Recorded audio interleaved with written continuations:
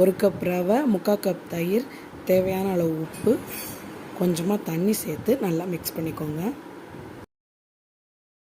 எண்ணெய் ஊற்றிக்கோங்க. கடுகு, கடலைப்பருப்பு போட்டு தாளிச்சுக்கோங்க. வெங்காயம், பச்சை மிளகாய் போட்டு நல்லா வதக்குங்க.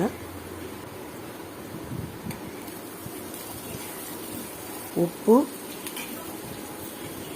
கருவேப்பிலை, மல்லி இலை சேர்த்து நல்லா வதக்கி எடுத்துருங்க.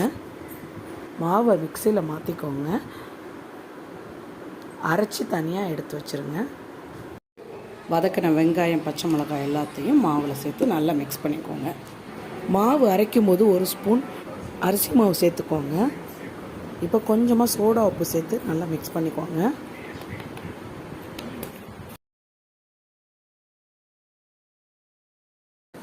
எண்ணெய் ஊற்றிக்கோங்க. 1 குழிக்கரண்டு மாவை ஊற்றிடுங்க. வெந்ததுக்கப்புறமா பொறுமையாக மாற்றி போடுங்க. கொஞ்சமாக எண்ணெய் சேர்த்துக்கோங்க. அவ்வளோதாங்க, பன் தோசை ரெடி.